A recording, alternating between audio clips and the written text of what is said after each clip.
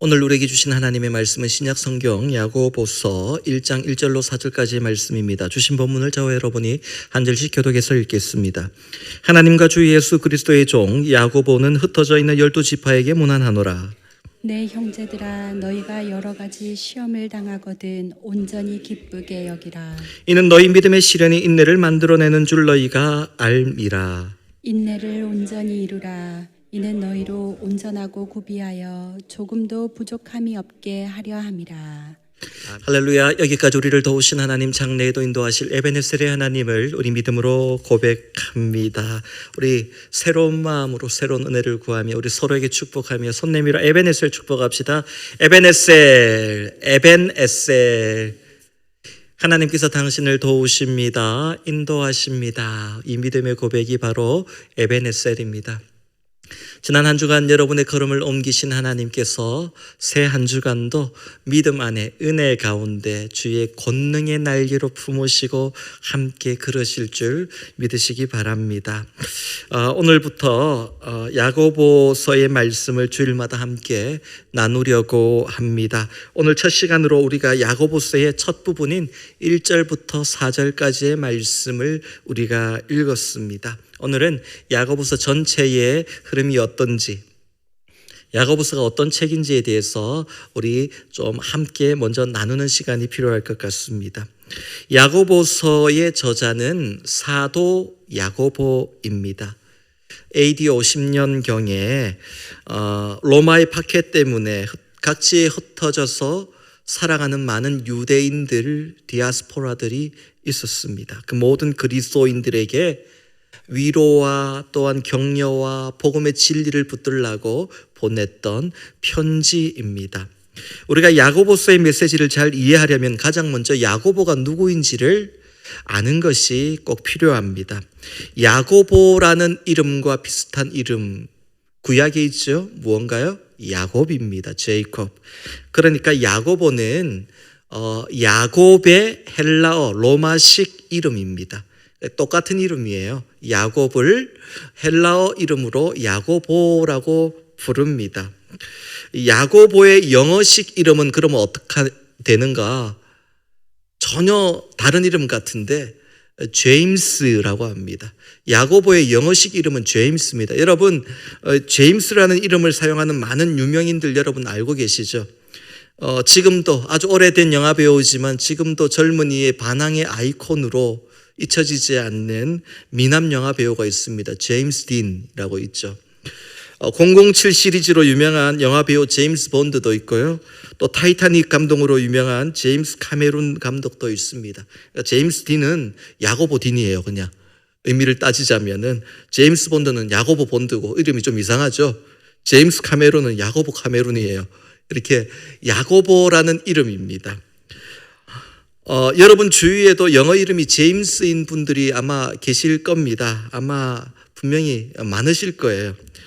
또 야고보를 스페인어로 바꾸면, 이름으로 바꾸면 어떤 이름이 되냐면 디에고, 여러분 들어보셨죠? 디에고라는 이름 많이 들어보셨죠? 그리고 하메스, 이 둘 다 야고보라는 뜻입니다. 야고보라는 이름이에요. 그게 지금도 여러 나라에서 이 야고보라는 이름을 사용하는 사람이 굉장히 많습니다.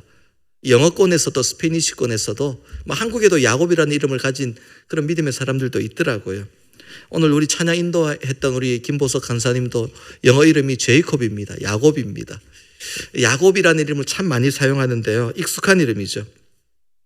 오늘 본문이 쓰여진 그 당시에도 이 야고보라는 이름이 굉장히 흔한 이름이었습니다. 너무나도 많아요. 그래서 성경 안에도 많은 야고보들이 등장합니다. 그래서 성경을 읽다가 어떤 사람들은 막 헷갈려요.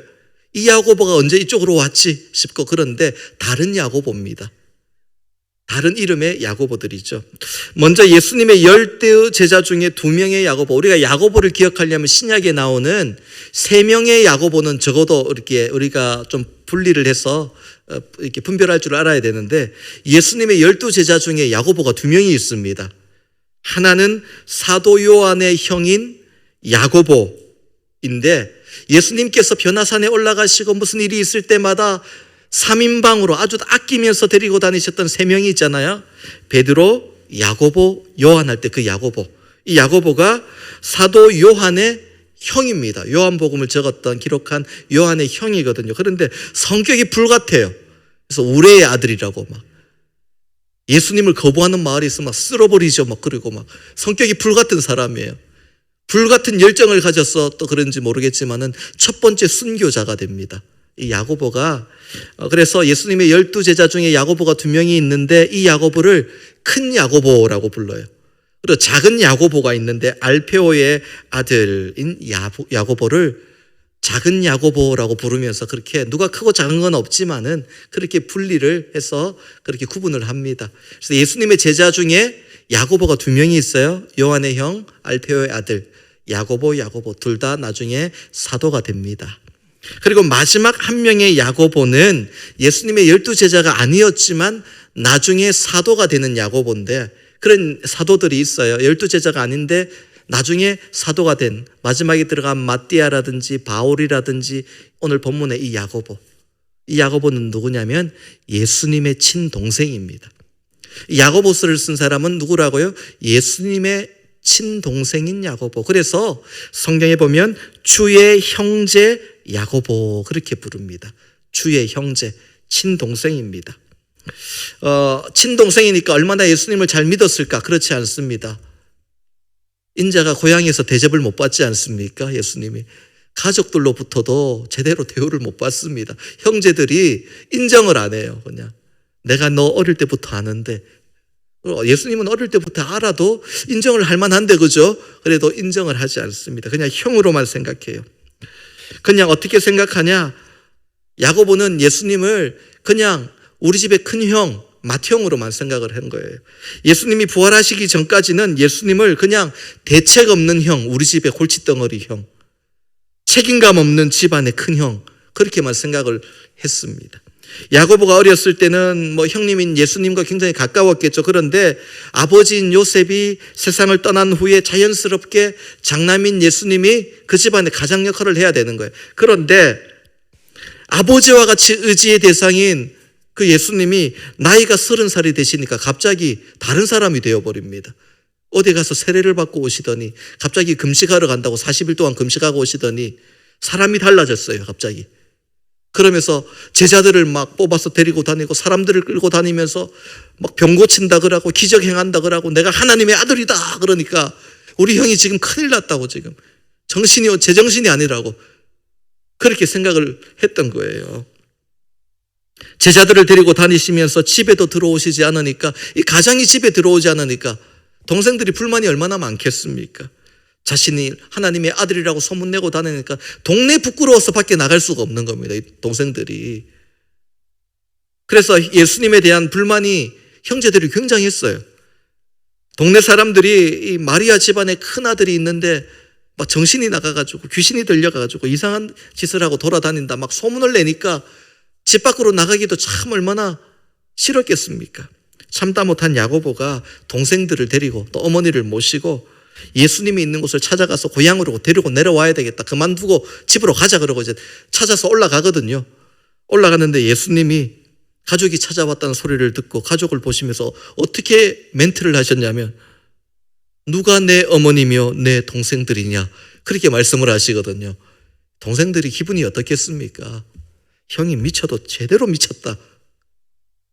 그때부터는 이제는 예수님의 사역에 대해서 비협조적이에요. 그냥 예수님을 막 오히려 위기에 몰아넣고자 할 정도로 믿음도 없었고 예수님이 하시는 일에 굉장히 비협조적인 그런 모습으로 형제들이 그렇게 쭉 가는 겁니다.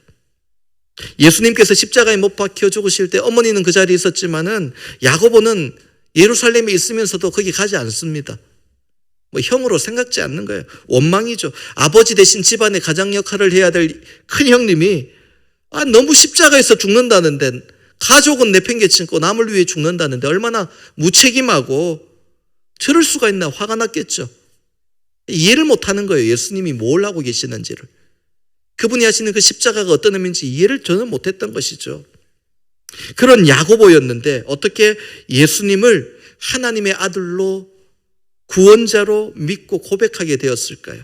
나중에 보면 아시겠지만 이 야고보가 순교의 자리까지 나가거든요. 어떻게 사람이 그렇게 완전히 바뀌어버렸을까요? 부활하신 예수님을 야고보가 만났기 때문이에요. 예수님께서 부활하신 후에 야고보를 만나 주셨어요. 그러면서 큰 형님이 아니구나, 이게 지금. 그분은 인간의 몸을 입고 이 땅에 오신 하나님의 아들이셨구나. 그동안 정신 나간 사람의 소리로만 들었던 이야기들이 진리였구나. 이루어지는 것들이었구나. 하나님의 약속이었구나. 이걸 깨닫고 나서 부활의 주님을 만나고 나서 주님을 내 큰 형님이 아니라 나의 구원자로 고백하며 하나님으로 고백하며 나는 이제 주님의 종입니다. 주의 종입니다. 그렇게 고백하게 된 것이죠. 그리고 초대 예루살렘 교회의 감독으로 섬기다가 순교자의 반열에 오르게 됩니다. 여러분, 이런 야고보가 이제 그 믿음으로 회복되고 주님을 인격적으로 만나고 나서 사람들에게 그 복음의 메시지를, 우리가 어떻게 주님을 따라가야 되는지를 기록해서 흩어져 있는 그리스도인들에게 전한 복음의 메시지가 야고보서입니다. 어떤 편지인지 아시겠죠? 사람들이 야고보의 삶을 진심으로 존경하고 배우기 원하는 것은 잔잔함 속에 있는 그 믿음의 평안 때문입니다. 그의 삶이 참 진실했고요. 예수님을 닮아가고 들쑥날쑥한, 어떻게 보면 베드로는 좀 들쑥날쑥하잖아요. 그런데 야고보는 활활 타오르는 모습도 없는 것 같고 그냥 밑바닥의 모습도 없는 것 같고 하나님 앞에서 늘 진실하고 늘 동일한 모습으로 나가기를 원했던 사람이에요. 굉장한 믿음의 소유자입니다. 그는 예수님을 닮아가는 게 삶의 목표였던 사람입니다. 그래서 믿음과 삶이 어떻게 하면 하나가 될까? 어떻게 하면 내가 믿는 대로 살아낼 수 있을까? 어떻게 하면 내 믿음을 삶으로 고백하고 증명해낼 수 있을까? 늘 이 영적인 문제 앞에서 몸부림치고 자기 자신을 맞추어 갔던 사람. 그 모습이 많은 사람들에게 잔잔한 감동이 되었고 도전이 되었던 사람이 바로 사도 야고보입니다. 그러기 위해서 그는 절제하는 삶을 살았고 또한 인내하는 삶을 살았습니다. 할 수 있지만 하나님의 영광을 가리우는 일은 절제하며 참았고 자신이 맞설 수 없는 일들에 대해서는 인내하며 참고 기다리며 끝까지 주님 앞에 서기를 원했던 사람, 그가 바로 사도 야고보였습니다. 진짜 믿음은 믿음 따로 삶 따로 가는 그런 삶이 아니라 믿음도 삶도 늘 같이 가는 삶이 되어야 된다. 그 이야기를 하고 있는 것이죠. 하나님께서 야고보서를 통해서 우리에게 주시는 메시지가 바로 이겁니다. 믿음과 삶은 하나가 되어야 된다. 다른 게 아니다. 세상은 믿음과 다르던데요. 그 이야기가 아니라 세상을 믿음으로 바꾸어가고 믿음으로 살아내는 삶이 되어야 된다. 쉬운 것이 아닙니다. 여러분, 제가 누누이 말씀드리지만 믿음은 생각해 보면 어려운 게 아니에요. 믿는 게 뭐가 어려워요? 믿음은 내가 하는 것이 아니라 성령께서 감동 감아주시면 그냥 믿으면 돼요. 믿음은 어려운 거 없어요. 그런데 믿음 생활은 어려워요. 순간순간 믿음으로 선택하고 믿음의 길을 따라간다는 것은 어려운 일입니다. 쉬운 일이 아니에요. 믿음은 쉽지만 믿음 생활은 너무너무 힘들어요. 야고보는 그 믿음 생활을 어떻게 이루어냈을까요? 야고보는 먼저 기도로 이 믿음 생활을 이루어가고 만들어갔습니다. 그가 기도할 때에 이것이 이루어져 갔던 것이죠. 그 일을 이루기 위해 야고보는 기도를 멈추지 않았습니다. 야고보에게 특별한 별명이 있었는데 여러분 들어보셨을 거예요. 낙타무릎이라는 별명이 있어요. 낙타무릎. 야고보의 기도가 얼마나 깊이 있었고 오랫동안 기도에 매달리며 엎드리며 무릎 꿇고 기도했는지 무릎에 굳은 살이 배겨서 마치 낙타 무릎처럼 되었기 때문입니다. 요즘은 의자에 앉아서 우리가 기도하잖아요. 열심히 기도하는데 또 불편해도 예전에는 여러분 어릴 때 기억나세요? 방석 들고 교회 가서 바닥에 넣고 무릎 꿇고 앉아서 예배 드리고, 설교 들을 때는 그냥 양반다리하고 이렇게 좌상으로 앉아 있다가 함께 기도합시다 그러면 다들 일어나서 무릎 꿇어요. 다들 방석에. 그리고 부르짖었던, 좀 하다 보면 무릎이 아파서 막 주리를 틀지 않습니까? 그런데 그 아픔도 참아내며 끝까지 무릎 꿇고 기도했던 야고보, 그래서 그의 별명이 낙타 무릎이었다라고 합니다. 여러분, 낙타는 우리의 모습과 참 많은 부분이 닮아 있는 것 같아요. 신앙의 그리스도인들의 모습이 어떻게 해야 되는지 낙타가 참 많이 보여주는데요. 낙타하면 여러분 떠오르는 모습이 어떤 겁니까? 아마 사막 같은데 낙타가 뚜벅뚜벅 그렇게 짐을 지고 그렇게 천천히 뜨거운 태양 아래 사막을 걸어가는 모습이 떠오를 겁니다. 마치 우리가 광야길을, 우리 인생의 광야길을 한 발 한 발 걸어가는 우리의 모습을 닮아 있는 게 낙타입니다. 또한 낙타를 자세히 보시면 굉장히 그 눈썹이 길어요. 여러분, 낙타 눈썹이 길어요. 왜 그러냐면 사막에서 불어오는 뜨거운 모래바람들, 그 눈이 자꾸 상하면 안 되니까 이 모래바람을 뚫고 앞을 내다보기 위해서 눈썹이 그렇게 길다고 얘기를 합니다. 그리고 낙타는 등에 뭐가 있습니까? 혹이 있죠. 한 개가 있는, 또 두 개가 있는 그런 낙타들이 있습니다. 우리가 잘 알고 있듯이 낙타의 혹 안에 무엇이 있습니까? 수분이 있습니다. 물이 저장되어 있죠. 그래서 갈증이 찾아올 때도 그걸 사용해서 목마름을 이겨내고 끝까지 걸어갑니다. 그 안에 있는 은혜로, 그죠? 우리가 힘들고 어려워도 우리 속에 주신 그 은혜를 간직하며 살아갈 때에 그 성령의 충만함으로 우리가 한 걸음 한 걸음 사막도 통과하며 걸어갈 수 있듯이 낙타의 모습을 보면서 또한 그런 모습도 떠올리게 됩니다. 그런데 중요한 것은 낙타의 무릎이 아주 두꺼운 굳은 살로 베겨져 있다는 겁니다. 낙타의 무릎이요, 대부분의 낙타들이 무릎이 두꺼운 굳은 살이 베겨 있다고 합니다. 사막에 모래바람이 불어닥칠 때 이길 수 없는 경우, 어떤 경우는 열심히 들고 나가지만 감당할 수 없는 모래 폭풍이 올 때는 어떻게 하냐? 더 이상 길이 갈 수 없을 때는 조용히 무릎을 꿇습니다. 그리고 무릎을 꿇은 채로 오랫동안 모래 폭풍이 지나기를 하염없이 인내하며 기다립니다. 사막에서 가장 잘 걸을 수 있는 낙타라고 해도 거친 모래 폭풍 시련이 다가올 때는 조용히 무릎 꿇고 인내하는 법을 아는 동물이 낙타라고 합니다. 그런 낙타의 모습을 보면서 힘들고 어려울 때마다 무릎 꿇고 기도하며 인내하며 절제하는 야고보의 모습이 바로 낙타를 닮았다. 그래서 별명이 낙타 무릎으로 불렸다는 거예요. 그렇게 한량한 하나님 앞에서 날마다 수없이 무릎 꿇고 기도했기 때문에 그의 무릎이 낙타 무릎이 되었습니다. 사랑하는 성도 여러분, 하나님은 우리가 기도의 자리를 잊지 않고 떠나지 않기를 원합니다. 시련이 찾아올 때, 폭풍이 몰아칠 때, 때로는 앞을 향해 나갈 수 없을 때는요, 그 자리에 무릎 꿇으십시오. 그리고 인내하며 하나님의 때까지 견뎌내게 하여 주옵소서.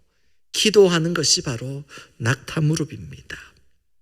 기도의 자리에서 하나님은 우리가 인생의 해답을 찾기 원하시고 기도의 자리에서 새 힘을 얻기를 원하시기 때문입니다.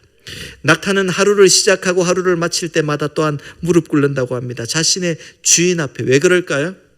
하루가 지나고 일이 끝날 시간이 되면 등에 있던 짐을 내려야 되잖아요. 그래서 무릎을 꿇고 이 짐을 내려주세요. 주인 앞에 무릎을 꿇습니다. 또 하루를 시작하면 짐을 지기 위해 낙타가 주인 앞에 또한 무릎을 꿇습니다. 하루가 시작될 때, 마칠 때 그렇게 무릎 꿇는 것이 바로 낙타라는 겁니다. 그러면 이렇게 말하는 분들이 계실 겁니다. 정말 낙타를 아끼는 주인이라면 아예 짐을 지게 하지 말아야지요. 아끼는 낙타에게 왜 짐을 지게 합니까? 여러분, 하나님께서 우리에게 감당 못할 짐을 주시는 것이 아니라 때로는 무겁게 느껴져도 힘들어도 그러나 감당할 힘을 주시는 분입니다. 여러분, 새를 보세요. 새가 날아다니는데 자세히 보시면 자기 몸보다 몇 배나 큰, 10배 이상 큰 날개를 달고 있잖아요. 얼마나 무겁겠어요, 여러분, 그게. 날개가 없으면 얼마나 가볍게 다니겠어요. 그런데 그 무거운 날개가 짐이 아니라 새에게는 날 수 있는 힘이 되는 것이죠. 여러분, 우리에게 사명도 마찬가지입니다. 십자가도 마찬가지입니다. 무겁게 느껴지지만 그 십자가가 바로 걸어갈 수 있게 하는 힘이 되고, 독수리 나를 예쳐 올라가듯 날아오를 수 있게 하는 힘이 되는 거예요. 사명도 그렇습니다. 때로는 부담스럽고 무거워 보이지만 그 사명으로 말미암아 하나님이 우리에게 힘 주시기 때문에, 능력 주시기 때문에, 우리에게 복을 주시기 때문에 그것이 우리에게 축복의 날개가 됨을 여러분 믿으시기 바랍니다. 사도 야고보는 낙타무릎이라는 별명을 얻을 만큼 기도의 사람이었습니다. 야고보의 기도는 모세의 기도나 엘리야의 기도같이 기적을 막 기도하면 홍해가 갈라지고, 기도하면 하늘에서 불이 내리고, 이런 기적을 일으키는 스펙타클한 그런 기도, 불같은 기도와는 다른 기도였습니다. 잔잔한 기도였습니다. 그런데 야고보는 그 기도의 힘으로 주님을 닮아가는 에너지를 얻을 수 있었습니다. 그가 기도했기 때문에 주님을 닮아갈 수 있어요. 그 시련과 환난의 시간에 길을 잃지 않고, 믿음을 잃지 않고, 중심을 잃지 않고, 방향을 잃지 않고 주님을 닮아갈 수 있었던 것은 오로지 기도의 힘이었다라는 겁니다. 그래서 기도하지 않으면 우리는 엇나갑니다. 기도하지 않으면 아무리 정신을 똑바로 차리고 있어도 다른 길로 빠질 수밖에 없습니다. 그리고 죽음까지도 두려워하지 않고 끝까지 순교의 길로, 십자가의 길을 끝까지 갈 수 있었던 야고보, 주님을 부인했던 그 야고보가 순교자가 될 수 있었던 것도 기도의 힘이었습니다. 사도 야고보가 94세에 순교한 것으로 전해집니다. 그의 삶을 통해 많은 사람들이 도전받고 주님을 닮아가는 모습을 보니까 유대인들이 그냥 놔둘 수가 없었어요. 그래서 자꾸 강요합니다. 그만 가르치라, 그만 영향력을 행사하라, 예루살렘 교회 감독으로 그만 일을 하라, 자꾸 강요를 합니다. 압박을 합니다. 그럼에도 끝까지 야고보가 복음을 붙들고 살아가니까 유대인들이 이 사도 야고보를 성전 꼭대기에서 밀어서 아래로 떨어뜨립니다. 떨어져서 머리가 깨지고 크게 다쳤는데 숨이 끊어지지 않으니까 유대인들이 또 내려가서 돌을 던지고 매질을 하고 심하게, 그래서 그 자리에서 야고보가 순교하게 됩니다. 그럼에도 야고보는 끝까지 믿음을 지켰습니다. 그의 기도가 그의 삶을 순교자에까지로 나가는데 두려움 없이, 망설임 없이 담대함으로 이끌었던 것이죠. 얼마나 위대한 기도입니까? 그런 야고보가 이 야고보서를 통해서 우리에게 전하고 싶었던 이야기는 믿음과 삶에 대한 이야기입니다. 야고보서 2장 17절, 여러분 유명한 말씀이죠. 이와 같이 행함이 없는 믿음은 그 자체가 죽은 것이라. 믿음 하는데 산 믿음이 있나 하면, 어떤 사람은 죽은 믿음이 있는데 어떤 믿음이냐? 행함이 없는 믿음, 믿기만 하는 믿음, 삶과는 다른 믿음은 죽은 믿음이라고 이야기를 하는 거죠. 진실한 믿음을 가진 삶은 반드시 내가 원치 않아도 드러날 수밖에 없다. 그 믿음은 삶을 통해 나타날 수밖에 없다. 그렇게 이야기하는 겁니다. 여러분, 우리가 믿음만 강조하다 보면 삶엔 문제가 있어도 그냥 넘어가는 경우가 참 많습니다. 괜찮아, 우리 원래 연약하잖아, 인간은 원래 다 그래, 다 넘어지는 거야, 다 실패하는 거야, 원래 죄인이잖아, 내가 믿음이 없어서가 아니라 연약해서 그런 거지, 뭐 언젠가는 고쳐지겠지, 하나님 알아서 하시겠지, 바뀌겠지, 가볍게 삶과 믿음이 달라도 넘어가는 경우가 많은데, 야고보는 그래서는 안 된다는 거예요. 점점 우리가 주님을 닮아가야 된다. 삶과 믿음이 함께 가야 된다. 그걸 위해 우리가 기도해야 된다. 하나님 복 주세요, 하나님 이거 해결해 주세요, 이거 해결해 주세요가 아니라 주님 닮게 해주세요. 여러분, 우리의 기도의 첫 번째 제목은 하나님 복 주세요. 하나님 재물에 복 주세요. 뭐 다른 복 주세요. 이거 해결해 주세요. 잘 되게 해 주세요. 이게 첫 번째 기도 제목이 아니라 첫 번째 기도 제목은, 구원받은 사람의 첫 번째 기도 제목은 이거 바뀌면 안 돼요. 주님 닮아가게 해주세요. 제발 좀 주님 닮아가게 해주세요. 아직도 내 속에 못난 자아가 남아 있습니다. 자꾸 주님과 다르게 살려는 육신의 모습이 있습니다. 주님 좀 닮아가게 해주세요. 그 고백이 있어야 되는 거예요. 저는 늘 두렵습니다. 제가요, 주님 닮아서 목사가 된 게 아니고 하나님의 은혜로 목사가 되고 이 자리에 섰는데, 목사라는 타이틀이 있으니까 절제하고 참고 인내하는데, 어느 날 이 목사라는 타이틀을 내려놓고 나면 이 본성들이 드러날까 봐 저는 그게 제일 겁나요. 그래서 기도하면서 가끔 그렇게 기도하면, 하나님, 제가 적어도 목사 타이틀 내려놓기 전까지는 정말 진짜 누가 봐도 주님 닮았다는 그런 소리 좀 들을 수 있도록 저를 좀 다듬어 주세요. 부끄럽지만 그런 기도가 나오더라고요. 여러분, 주님을 닮아간다는 게 이게 쉬운 일이 아니더라고요. 그래서 기도해야 되는 겁니다. 여러분이 예수를 믿고 복받고 여러분이 원하는 것을 다 이루었다 해도 마지막 순간에 내가 내 모습을 봤는데 주님 닮은 모습이, 주님 닮은 구석이 하나도 없고 전혀 주님을 닮지 않았다라고 한다면 여러분 마음 어떻게 했어요? 내가 정말 열심히 믿었는데 그러나 주님을 전혀 닮지 않았다면, 믿음은 정말로 있었는데 주님을 믿었는데 주님 닮은 것은 별개의 문제로 내가 주님 닮지는 않았다면, 과연 나는 믿음 안에서 살아온 사람인가? 나는 정말 믿음 생활을 한 것인가? 내가 믿는 믿음은 무엇이었는가? 내가 왜 예수를 믿었는가? 마지막 순간에 여러분 그 마음이 든다면 어떻겠습니까? 물론 내가 주님과 같은 모습으로 될 수는 없습니다. 우리가 인간이니까요. 그래도 예수를 믿고 나서 예수님과 함께하면서 적어도 주님을 닮아 변화된 부분은 있어야 되지 않겠습니까? 여러분, 오늘 여러분에게 질문합니다. 오늘 여러분은 어떤 모습이 주님을 닮았습니까? 한 3가지 있습니까? 아니면 한 가지만 지금 나와서 간증해 보실 분 계세요? 있지만은 그래도 좀 쑥스럽죠. 다 있으실 거예요. 그런데 부족함을 느낄 거예요. 그래도 있으면 감사한 거예요. 주님 만나고 주님 믿고 나서 내가 달라진 마음, 달라진 삶의 모습이 있다면, 주님 닮은 모습이 있다면, 여러분 그 은혜요 얼마나 감사한지 몰라요. 여러분 더 키워가시기를 바랍니다.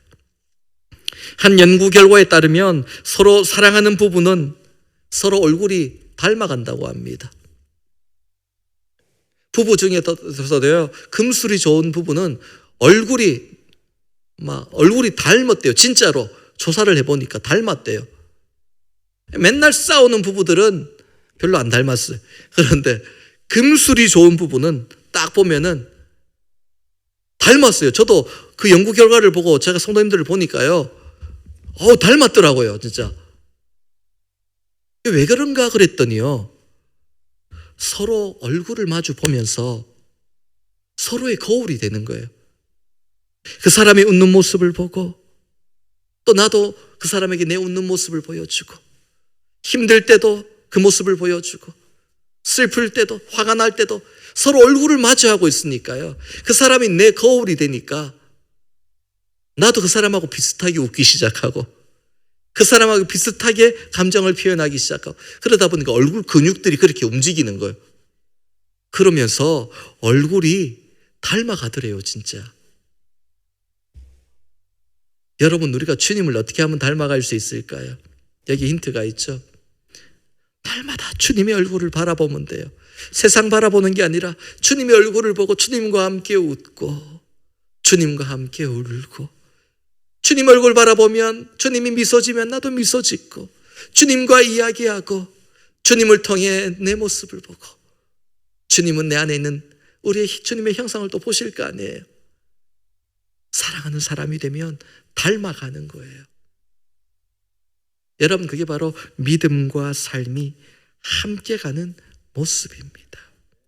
여러분 축복합니다. 날마다 우리 주님의 모습을 닮아가는 저와 여러분 될 수 있기를 축복합니다. 오늘 본문 말씀을 보면 믿음은 인내하는 모습으로 나타납니다. 우리의 삶이 믿음과 함께 하나가 되어야 되는데 어떤 믿음인가? 그 믿음의 모습은 먼저 인내하는 모습이라고, 좀 참을 줄 알고 견딜 줄 알고 기다릴 줄 아는 모습이 되어야 됩니다. 여러분, 그냥 참는 게 아니라 인내한다는 것은요, 그냥 참는 것은 어쩔 수 없이 참는 거지만 인내하는 것은 장차 소망의 날이 올 줄을 믿음으로 참고 견디는 게 인내예요. 무작정 참는 게 아니라 소망을 가지고 참는 거예요. 지금은 힘들지만 하나님의 때에 이루어 주실 것이다. 하나님이 분명히 나를 붙들고 계시기에 하나님이 포기치 않으시기 때문에 반드시 소망이 이루어질 것이야. 지금 포기하고 도망가면 내 손해야. 끝까지 붙들고 있어야지. 견뎌야지. 참아야지. 하나님이 나를 붙들어 주실 거야. 아니, 붙들고 계셔. 믿음으로 견뎌내는 게 인내예요. 야고보는 그렇게 인내하는 것이 믿음이다. 믿음이 없으면 인내 못하는 거예요. 우리가 힘이 없어서 참고 인내하는 것이 아니라 믿음이 있기 때문에 참고 인내하는 것입니다. 그래서 이 믿음이 얼마나 중요한가를 이야기합니다. 그래서 그 이야기를 하는 것이 본문 2절 말씀이에요. 2절 함께 읽습니다. 시작. 내 형제들아, 너희가 여러 가지 시험을 당하거든 온전히 기쁘게 여기라. 아멘. 여러분, 여러 가지 시험을 당하는데 어떻게 온전히 기쁘게 여길 수가 있습니까? 예수님께서 제자들에게 기도를 가르쳐 주실 때 어떻게 가르쳐 주셨어요? 우리를 시험에 들게 하지 마시옵고 시험은 좀 안 들게 해주세요라고 기도했는데, 야고보는 여러 시험을 당할 때 온전히 기쁘게 여기라 그럽니다. 왜 그렇게 얘기할까요? 예수님이 말씀하신 시험은 내적으로 찾아오는 유혹이에요. 그런데 사도 야고보가 말하는 시험은 밖에서 우리를 흔드는 시련을 얘기합니다. 이 시험은 유혹이 아니라 시련입니다. 그 당시에 초대교회 성도들을 로마에서 얼마나 박해를 하고 죽이고 순교자들이 나옵니까? 오늘 본문이 쓰여질 때는 곧 이제 네로 황제가 대대적으로 핍박을 하기 전입니다. 폭풍전야와 같은 시기였습니다. 얼마나 긴장감이 가득했는지, 자고 일어나면 내 친구가 교회 안 나와, 내 가족이 또 사라지는 경우도 있고 끌려가서 순교당했다는 소리도 나오고, 이런 두려움이 많은 그 시간 속에 긴장하며 숨을 지키고 있는데, 그때 야고보는 시련과 박해를 당하는 성도들에게 이 상황을 온전히 기쁘게 여기라. 어떻게 보면 말이 안 되는 얘기죠. 위로해야죠. 격려해야죠. 달래야죠. 그런데 야고보는 현실감 떨어지는 것 같지만 어떻게 얘기하냐? 시험을 당하거든 온전히 기쁘게 여기라. 온전이라는 말은 성경 원어를 보면 끝까지라는 거예요. 너희 끝까지 참아야 돼. 기쁨을 잃지 않아야 돼. 그 얘기예요. 무슨 힘으로 내가 기뻐하냐가 아니라 이 기쁨을 얘기하는 것은요, 너희가 시험을 당해도 끝까지 하나님이 주신 기쁨을 잃지 마. 그 기쁨이 뭐예요? 소망이에요. 그 기쁨이 뭐예요? 믿음이에요. 여러 가지 시험을 당해도 하나님이 함께 하시고 하나님이 우리의 기도를 들어주실 것이라는 소망을 잃지 마. 그 얘기를 하는 겁니다. 본문 3절 말씀 함께 읽습니다. 시작. 이는 너희 믿음의 시련이 인내를 만들어내는 줄 너희가 알미라. 너희에게 찾아오는 시련이 너희를 망하게 하는 것이 아니라 어떤 시련이라고? 믿음의 시련이다. 그 말은 하나님의 계획 안에 하나님이 계획이 있어서 주신 시련이다. 그걸 믿음의 시련이라고 해요. 그렇기 때문에 우리가 소망을 가지고 그 소망이 인내로 이어져야 돼. 포기하지 말고 하나님을 끝까지 붙들고 우리에게 있는 많은 고난과 환난이 믿음의 시련인 줄 알고 인내하며 그 소망의 기쁨을 놓치지 말고 끝까지 기도하라는 겁니다. 여러분, 욥은 이유를 알 수 없는 계속되는 시련과 고난을 당할 때에도 어떻게 고백합니까? 나의 길을 오직 하나님이 하시기 때문에 그가 나를 단련하신 후에는 내가 정금같이 순금같이 되어 나오리라.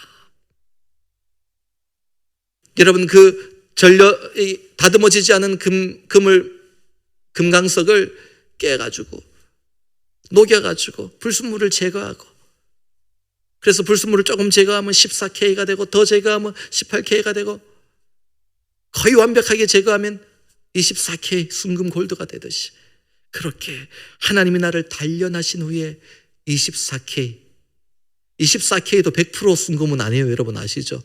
하나님이 말씀하시는 순금은 진짜 100% 순금이 되어 나오리라 말씀하시는 거예요.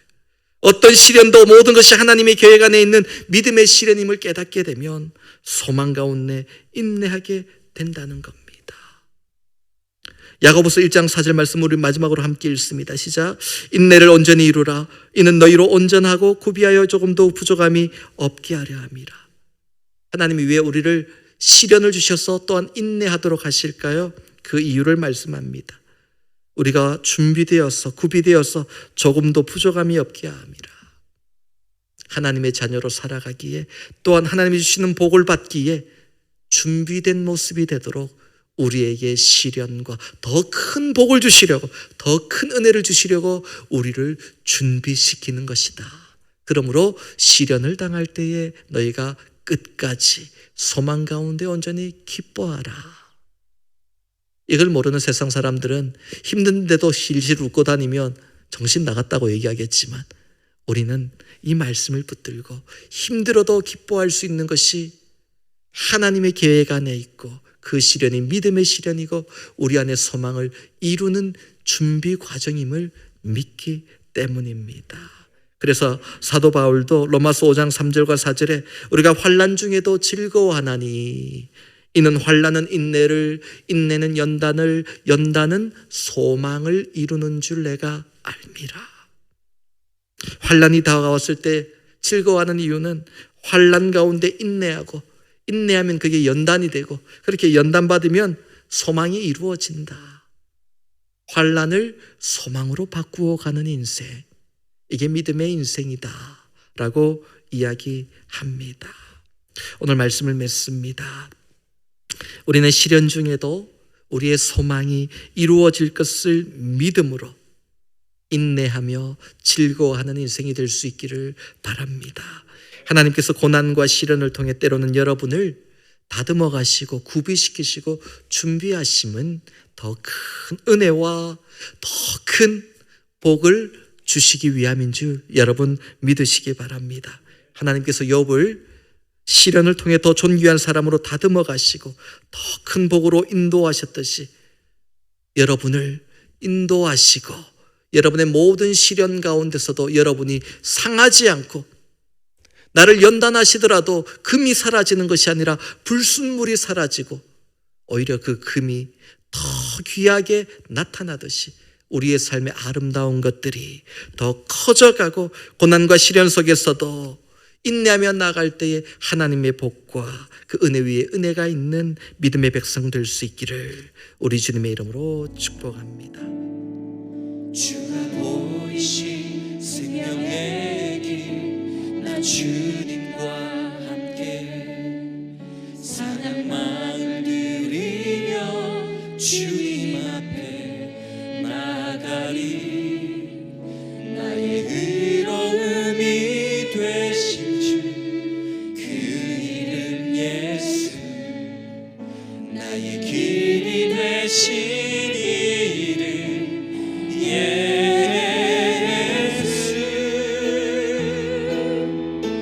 나의 길 오직 그가 아시나니. 나를 단련하신 후에 내가 정금같이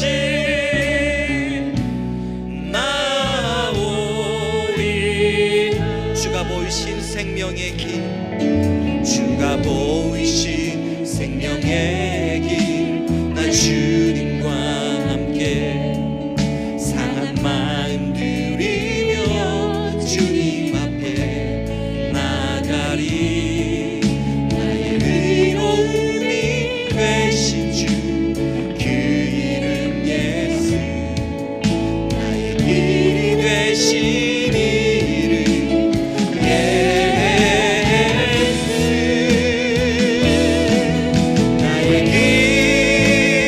오직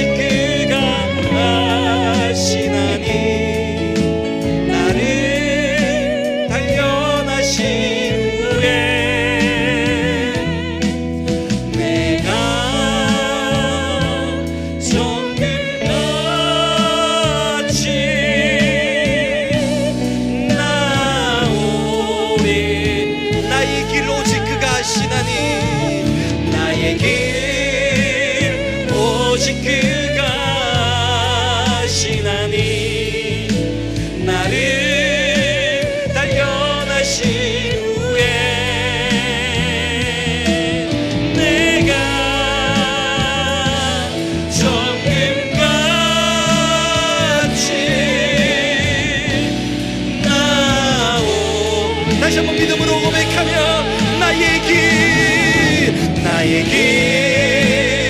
오직 그가 나를 단련하신 후에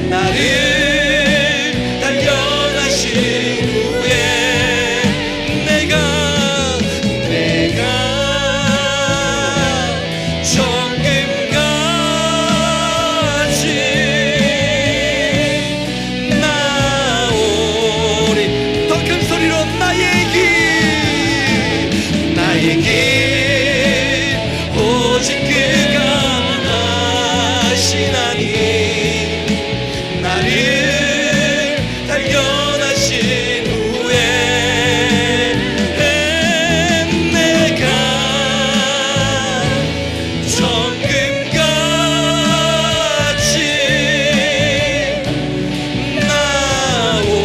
나오리라. 내가 정금같이